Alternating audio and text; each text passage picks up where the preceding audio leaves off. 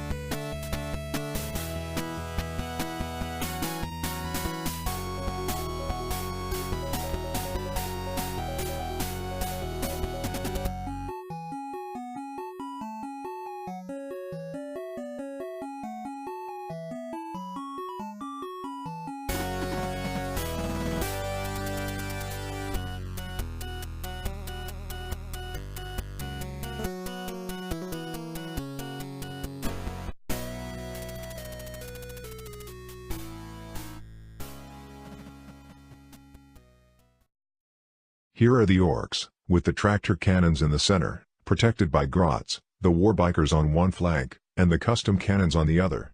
Gazkul is behind a war boss in the center of the huge blob of boys.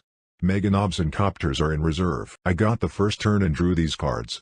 Strike and Evade is a Harley's objective, where you have to fall back and charge in the same turn. I've done them as text only this time, as I rolled for cards. Since I forgot to take the deck with me, I relocate most of my army over to this side of the board, intending to destroy the warbikers in the assault phase for first strike, which we replaced first blood with. The Hemlock flies to the other flank to try to deal with the custom cannons, and the Solitaire blitzes straight towards the war boss in front of Gazi, hoping to score Assassinate. I'm hoping to take out a couple of the horrifying tractor cannons, so I doom one unit, but in shooting the grots save the doomed unit, and I roll like crap against the other unit and only kill one cannon. However, I do get off a Mirror of Minds onto Gazkul in the psychic phase, doing 6 friggin' wounds. just Man, I love Mirror of Minds. Anyway, Hemlock kills one custom cannon, and it's onto charges. The Solitaire launches into the war boss and predictably absolutely mullers him.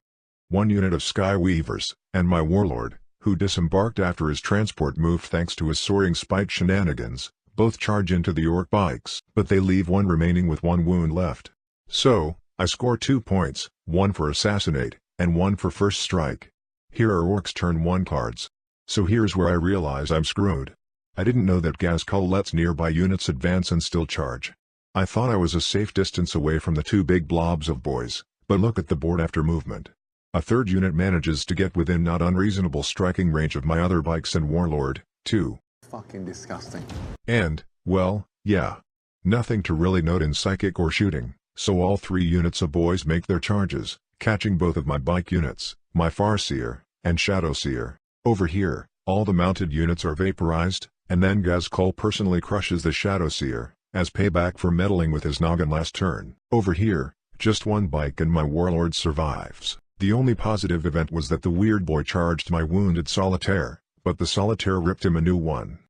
Orks rack up quite a few points for their objective cards. Here are my cards for turn 2, having kept Strike and Evade from last turn. Having lost over 700 points to the brutal onslaught of the Orks, I see an opportunity to crack open the shell surrounding Gazkul, and feast on the green gooey juices inside. How can I get out of this sentence? All my players disembark and surround the boys protecting Gazkul. My warlord also runs over to help. Over here, the Solitaire and Lone Skyweaver prepare to take out, or at least tie up, the cannons. So my players unleash absolute hell on the poor old Orks with their fusion pistols, bringing the unit down to manageable levels, and then charge in, declaring against the unit and Gazi. My warlord makes it too, as do the Skyweaver and Solitaire, and here comes another huge mistake. I get a bit distracted and impetuously roll for the Solitaire's attacks, cause he's like my favorite model in the game. It's a dogshit decision. The Orks rightly interrupt with their remaining boys, lashing out at all of my players. My surviving players, and warlord, Do manage to kill all but one of the orcs in return. I had hoped to have a few players left to consolidate into Gazi and fight again, but due to the position of the one orc left, only my warlord can do this. I try it anyway, but and Gazkal flattens my warlord. Orcs turn 2. The Meganobs and Copters come down over this side of the board. They're going after my dire Revengers, who I haven't even mentioned yet cause they've just been skulking in a ruin. Because I failed to completely destroy the orc boys last turn, he then pays 3 CP to bring back the unit at full strength. I don't think there's much to be gained from documenting everything that happened from this point, because the orcs rack up a ton of points and it's just a matter of them gradually eating through my remaining units.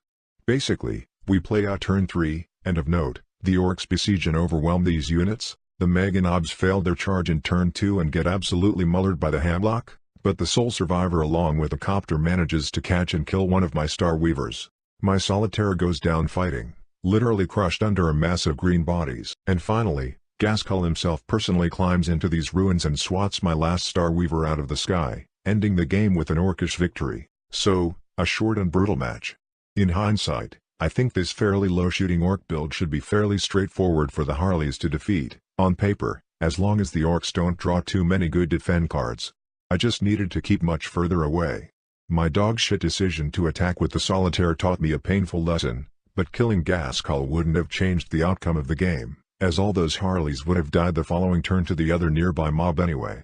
So, it was good to finally face orcs and see what they can do, and a big takeaway is to try to learn the various tricks each army has a bit better, so that things like special character abilities can't catch me off guard. I know this battle was over a little too soon, but I don't intend to cherry-pick what I put up. I feel this was an important battle in terms of my learning to play better, though. Well, that's about it. Thanks for watching.